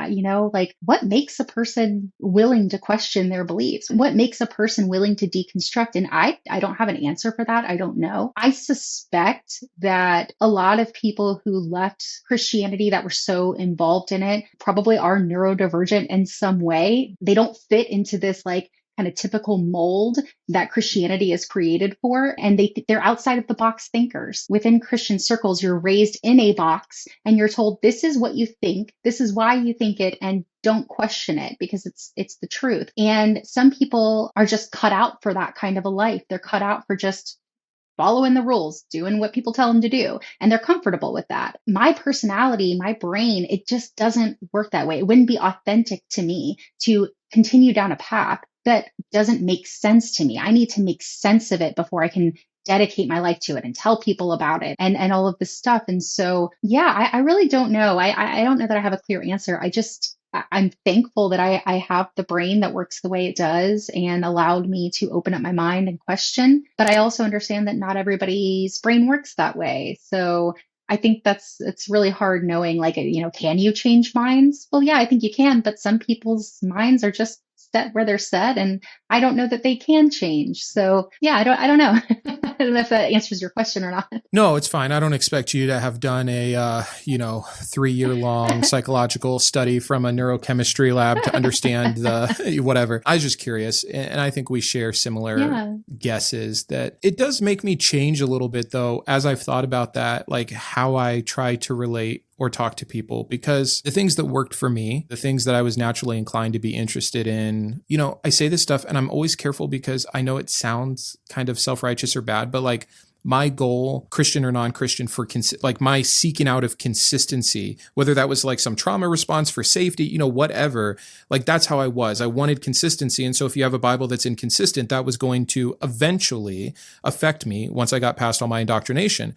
There are people that don't care about consistency. And I know that sounds bad because we put a value on truth. There are people that don't care about truth to the same degree that we might. They might fundamentally view it different or have a hierarchy on feeling good that doesn't allow them to get down to, well, is this true or not? It doesn't matter because it's useful. I understand that argument to a degree. And when you have people that are completely built differently for what works, what is going to suit me the best, truth, consistency, nuance, they start falling down the line. And I don't think one kind of person is worse or better than the other. But in terms of who's more susceptible to falling into religious indoctrination and ideals that could potentially lead to harm, like I think there is a clear grouping. It's something I've been thinking about a lot for like, well, then what is the best way to reach them? And I guess it would be more of your aspect, because I do still hit on the philosophical arguments, the intellectual reasons that Christianity fails.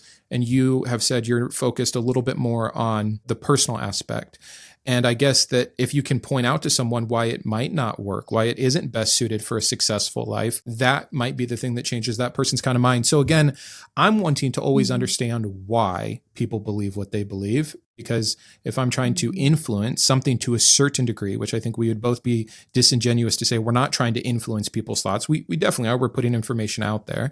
And if we're going to do so, I want to do so as efficiently as possible. Again, that's how my brain works. So trying to understand that has been like a big goal. And I was just curious to see your take. But moving on here, I wanted to talk about, we've covered where we've both been, what we've done on the channel. I'm really curious what your end goal or future goals are. And I know you've said you reserve the right to be done at any time and close the channel down and just live your life. But insofar as you do feel you have a responsibility to continue, have you thought about what else you want to do? Will it just be these kind of same videos? Are you wanting to do anything different? Really curious to just hear your thoughts on the future. Yeah, so I am not a planner at all in any way. So I'm not the type of person that's like, okay, so in the next 6 months, this is where I want my channel to be. This is the kind of content I'm going to do. Sometimes I don't even really plan my videos. I just have an idea, and within a couple of days, I do my research. I type it all up. I get an outline, and then I just sit down without a script and record. So I'm a very just kind of go with the flow kind of person. I don't know where I want this to go. I'm trying to just kind of maintain doing what I've been doing that has worked, for a while. I still have a lot of topics I want to cover, but I don't know that I'm really going to do YouTube forever. I don't see it being this like long-term career of mine. I try not to treat it like a career. I did before I took my big long 8-month break. I was really treating this like a career. And I think it kind of made me lose my focus a little bit. So yeah, I've kind of like gotten refocused. And right now I just want to create content that covers all of the topics that I think are really important that people are kind of thinking on as they're deconstructing. And I would really like to, I'd love to write a book. I'd love to maybe put together like resources for people who are deconstructing, like in written form. So that's kind of like a future hope or goal of mine. But outside of that, I don't really have too many other plans. I'm just kind of seeing where this takes me because I didn't really expect to gain a following really. When I first got on TikTok, I got on because it was like a whim, actually. I was a lurker on TikTok for a while, and then I saw somebody on my Facebook post this repost about how we should just respect everyone's religion. And it's okay to be an atheist, and it's okay that you don't believe, but you shouldn't talk bad about people's religions, and you shouldn't speak out against their religions, that you need to respect them. And I don't know, that like triggered me. Like I read that and I was like, that's not right. There's no belief that is inherently deserving of respect.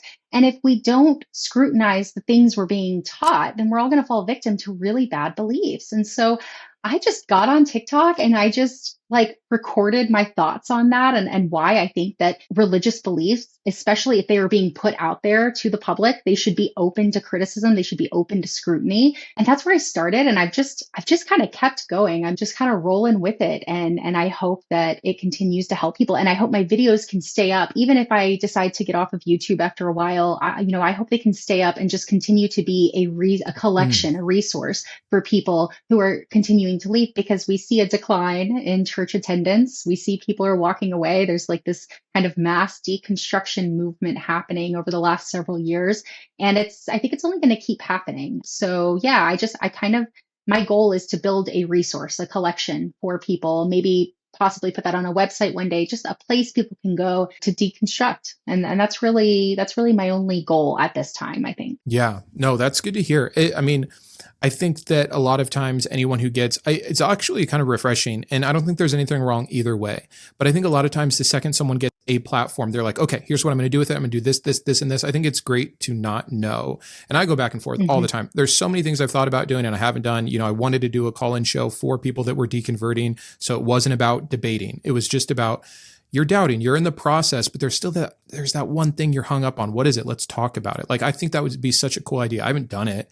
There's all these things. I wanted to put together like a newsletter. And if you like to write, maybe I'll ask you, but one thing I thought that would be cool is some kind of a bi-weekly or monthly, almost like atheist newsletter where prominent people in the community are, they've got an article and it's like, here's 10 articles. And it's like, one from you, one from Rationality Rules, one from, some ex-Hindu over here and something like that. I think there's a lot of cool ways that, besides just continuing to make YouTube, because I don't know, I always think to myself, like, surely I'm going to run out of ideas. I've been doing 3 to 4 videos a week for a year and a half now. And I'm like, how much more is there to say? But my list, I've got a little list on my phone and it's never ending. So right. I don't know. That's very interesting to me. But one of the reasons why I ask about your future plans is because community is something that atheism doesn't do well. And I don't know if inherently by definition it could or should, because we're not aligned on anything other than the fact we all happen to not have a belief. I definitely understand that. But religion kills it on the community front, and community is so important for people. I am a firm believer of this.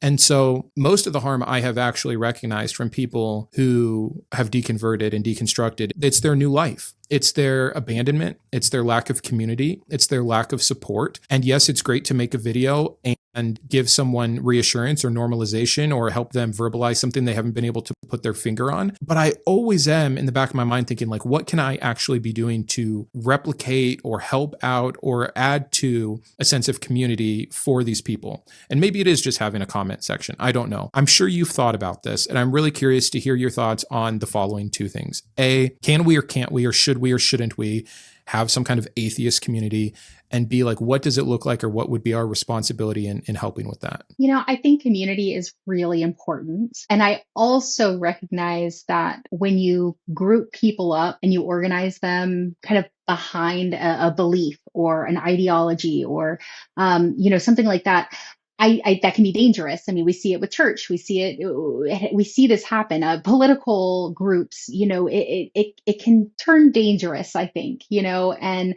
so I struggle with that because I'm like, on one hand, we really need atheist communities. We need communities of people that don't believe, that can come together, that can create positive impacts in their communities and give people support. But you don't want to turn into the very thing that you're kind of arguing against, and I think it's very easy to do. And with atheism, it's so unique because being an atheist says nothing else about me or what I stand for or what I believe in. If I tell somebody I'm an atheist, they might have a lot of assumptions, but they can't actually know anything else about me other than I don't believe in God. And I find myself not aligning with a lot of other atheists and their personal politics and their ideologies. And so I think that would be a really difficult thing to do. But it is something I think about a lot. I'm glad we have like the American Atheists, we have these atheist organizations that try to create impact and community. And I think that's really important. People should get involved in that if they'd like to. I have a difficult time. I think maybe I have an aversion to those kind of communities, maybe because from where I came from, I'm like, I don't want to be a part of any kind of community that decides they're together because they share one common ideology or, that's dangerous. I get the harm. It is terrifying.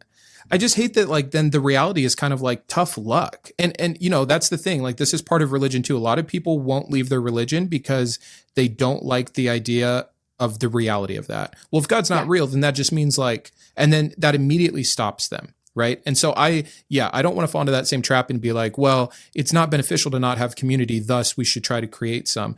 But I do always wonder, like, is there something, or is it just the fact of the matter and people need to find their own communities, join a hiking club, join a reading club, it doesn't have to be about anything further than that. You just need to find a way. It's just so hard for people that leave the faith who have been so entrenched in community for so long, based off a certain shared interest, commonality, belief system, or ideology, to not have that, or to find any sense of similar fulfillment in a book club, or you know what I mean? So like, it's this gap that I know exists and I know it causes harm, but I just continue to search for it. Wanted to see what your thoughts were. Don't expect you to solve the world for everyone. I don't know how to fill that gap. Yeah, I really don't know how we fill that gap. And I don't know that I have a solution. I have thought a lot about it, and I think all the time I'd love to start a little community in my area. I'd love to be a part of that. I live in the Bible Belt, so there's not a lot of opportunity for that. And I think a lot of people who are in our positions probably are in very religious areas, because that's,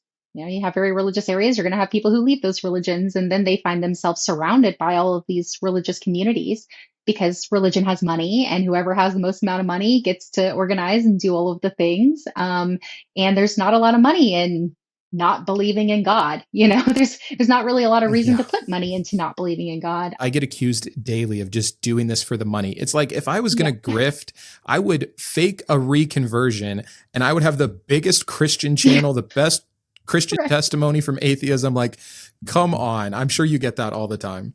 All the time. Yeah, all the time. They do. They think we're just doing this to to grift. If anything, I'm taking like advertising dollars from, like Bible study apps that advertise on my channel. Totally.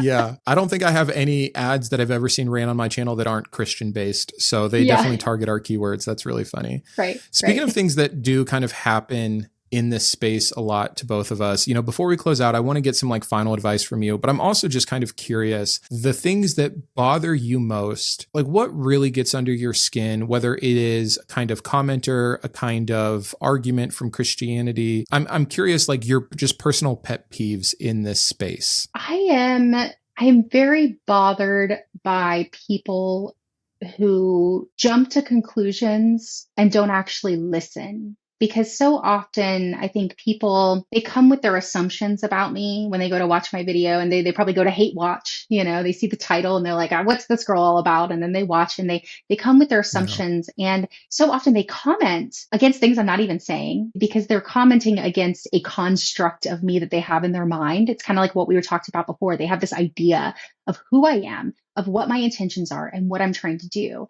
And instead of actually listening to the words that I'm saying, they're jumping to all of their conclusions, and they're just kind of sitting in that cognitive dissonance, and they're operating from that place. And then they just attack. They go to the comments and they attack because they feel they have been attacked. They feel I have attacked their identity and everything that they believe in, and they don't like that.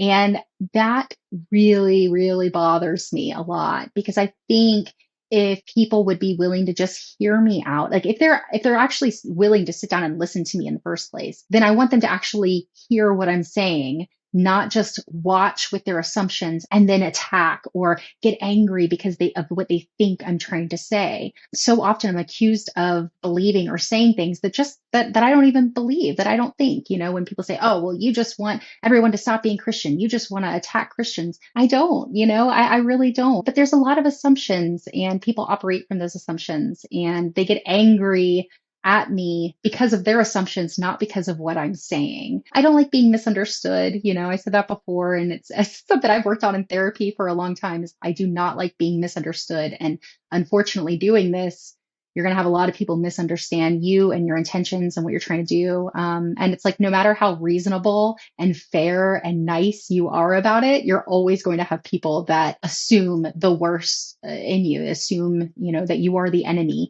and that you were trying to attack. So I really try to balance that, and I try to combat that as much as possible. But there's only so much I can do, and people will always sit with their assumptions. So, again, I think it's out of fear, but yeah, I think that probably is what bothers me the most is people just not understanding me, and people misrepresenting my intentions and what I'm trying to accomplish here. And then also people that don't think that people like me should have a space to talk about these things.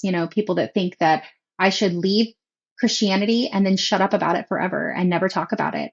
And I don't think that that's very fair. And I don't think that they would want me to treat them like that. I don't think that they would want me to tell them to, to shut down their YouTube accounts or whatever. I don't. I want them to be able to speak freely. I'm going to speak freely. And I just want us to be able to show that same respect. Yeah. I'm always curious, like other people that do, I'm still so new to all this, and I'm surprised sometimes at what offends me, or offends the wrong word. Yeah, just what bothers me or gets under my skin more. And yeah, being misrepresented is absolutely one of the biggest ones. And, I get it. Some people might hear what I say and they took it wrong, but most of the time that it happens, it's because someone is reacting based off the title alone. And I know Right. they didn't watch the video. And it's just like, just have like a hair of honesty before you just type your story on the comment section about how wrong I am for this. But yeah, there's like 3 or 4 other things I could definitely talk about, but I won't bore the listeners with the other things that bother me. It's just unfortunate. I just want people to, if you're going to address, if you're going to get in the weeds with us, if you're going to listen at all, like you said, just do so with some expectation. Even if you assume you're going to be incorrect, or that we're going to be incorrect about what we're saying, then prove it. Listen to it. Tell me what I said that was wrong. That's like my number one comment back. And I probably should stop replying to these people, but I'm just like, oh, tell me what I said that was wrong. Just like I say it 20 times a day. Tell me what I said that was wrong. Because it's all these assumptions and accusations, and it's like, give me a timestamp. Where was I wrong? But I digress. I think that we're probably close to time, so I'd like to end with one kind of final question to you. Okay. The goal of this particular episode, again, was reducing harm, was how people who don't believe in God should address others and work with others. And you've given a lot of great advice, so don't feel like you have to come up with something new. But what would be your kind of final advice for people that are trying to make a difference, people that are trying to help people think critically, people that are trying to help reduce religious harm? What are some of the things they should be thinking about? What are some of the things they can or should start doing? I would tell anyone who wants to have these conversations and who wants to make a difference, before all else, and this is only new to me, so it's not like I started by doing this, but having been through it, I think the most important thing they need to do is sit down and really ask themselves, what do I want to accomplish? What is my end goal? Do I want to be right? Do I want to feel superior? Do I want to just prove them wrong? Do I want to feel as though I've overcome this thing, this ideology, and now I know the truth? Or do I want to make a change? Do I want to make a positive impact? Do I want people to think more critically about what they believe? And do I want to encourage them to think more about what they believe? Do I want them to eventually change their beliefs if they realize that they are wrong? If yes to those questions, well, then I have to adjust my approach accordingly. And I think that people really need to consider their approach. And I think a lot of people try to have these conversations when they have not done the work to really heal from the pain and the grief and the anger and the trauma that comes with like everything falling apart and having to restart. I think people kind of jump in to wanting to help because, again, like we said earlier, it's that kind of evangelist attitude that they instilled with us that we need to be outspoken and vocal and tell people what we believe. But I really think that people need to recognize that it's really important that they heal themselves, that they recognize how this has impacted them, and they work on that grief and that pain and that anger and work through it, and then try to find a way to channel that so they can have more productive conversations. It's very easy to be angry and upset, and I don't really blame anybody for it because like we're hurting, and that anger really masks a lot of pain. But I think that a lot of people they're just angry and they're lashing out. And if we could just kind of step back and we could say, okay, what's my goal? What do I want to accomplish? And do I want to be able to coexist with these people that I disagree with? I think that will naturally cause people to take a different approach and to, instead of setting out just to change someone's mind for the sake of changing their mind because you want them to agree with you, to set out to encourage people to be more authentic in living out their beliefs and to think more critically about what they believe so that they can have a more authentic experience in living those out. If that makes sense. I probably said that in a weird way, but it makes perfect sense. It's actually one of the things that I think almost sounds or can feel counterintuitive, but ultimately, like if we really believe that there's something that approximates truth out there, something that approximates like better well-being or less suffering, telling people to like, it's essentially kind of what I said earlier, be consistent, like see it through, like know what you believe and why, do what you say your belief is telling you to do. And I think that will either do one of two things. I think someone's going to dig in if they were to follow this advice, read their Bible in its entirety, maybe for the first time. Oh, now they're going to see some errors or issues. Okay, they don't see errors or issues, so now they're going to try to act accordingly. And they're going to start doing things like not resisting evil, as Jesus tells us. Oh, that's not going well for me. This is leading to harm. Like you're going to get real world impacts and feedback, if you will, from actually committing, being consistent. Maybe, I don't know, maybe I'm putting words in your mouth. That's what I felt like you were saying. And I think sometimes people could see that as like, don't encourage people to be more Christian. Like, no, see something all the way through, be what it says it is, and then be honest enough to judge if it's accurate, if it's working, if it's useful, if it's helpful, and if you're meeting the end goal of what you think the religion is. A lot of people see Christianity as a call to love others, and that would be great. And if that's all it was, I would might be a Christian, yeah. The fact that I don't think that's what it is, and I think there's good reason to think that, and if there's Christians that still believe that, it's probably despite their religion, despite their Bible. They're just in a good community, and they picked a great part of the Bible, and they're living it out, and you know what? Kudos. You do you. But I also think that can provide cover or shelter for the hard and harmful parts, which is why I would say, well, look into it, be more consistent, dig in. So no, I loved your advice. I think it was great. And I feel like I interrupted you. So if there's anything else you want to say, or if you were looking for a point, please continue. No, I mean, I think that about wraps it up pretty much. I just think a lot of people don't realize that, we're all just human beings and we all have very different brains. I've realized that so much just with my ADHD diagnosis, and realizing that just that alone causes my brain to function very differently than a lot of other people do.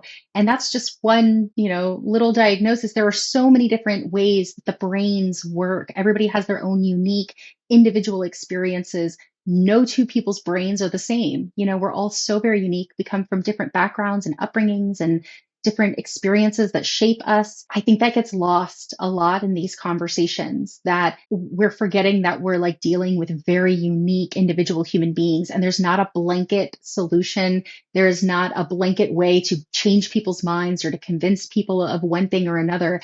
And to me, I've just found that the best way I can approach this is to fully understand the fact that everyone is uniquely different and not everybody's minds are going to change. I don't need to change everybody's mind. And some people are happy where they're at, and that's okay. It's hard recognizing that there's a lot of harm done because of these ideologies. I don't want to just sit with, oh, well, everybody just believes what they believe. But then I see them causing a lot of harm, indoctrinating children, scaring people with hell, guilt tactics, fear tactics, isolation, all of these things that come from these beliefs. Finding that balance is really, really hard. But I think keeping it in your mind that these things cause harm, you have a goal, you want to create a positive change. And the best way to do that is just to meet people at their level and encourage them to think. I mean, just think about it. Be consistent. If you're going to claim something, if you're going to claim a belief, at least know it and know why you're putting that out there, because so few people, not even just with religion, I think people just kind of adapt onto things. They see something online or they hear an urban legend and they're just like, yep, okay, I believe that. And then they just move forward with that information. And I think that's really dangerous. And I think if we can kind of crack through that and we can encourage people to think more critically about everything they're presented, not just religious beliefs, but every bit of information that they're given, to encourage them to practice that process of really kind of sorting it out to see if it is true, I think that we'll see the result we want to see without actually having to be aggressive and to tell people that they're wrong or tell people what to believe. I think that process will happen naturally on its own. And to me, that is the most reasonable way to approach it, is to encourage that process to happen within a person's mind on their own. After we have a conversation, they go home and it sits there, and then they start asking questions and they start thinking, and then their experience of questioning, critical thinking, and possibly leaving or walking away from a belief that is no longer true, that will be because of themselves and their own process. And it will be the most authentic way they can come to those conclusions, rather than having someone else just fill their mind with it, Yep. I love it. I appreciate it so much. I think it's wonderful advice. I think it's hilarious to compare the truth of who you are here with, again, all those horrible things. Like if I was wrapping up Kristi Burke based off our conversation, it would be to be empathetic, to listen, to meet people where they are, to stay curious, to critically think.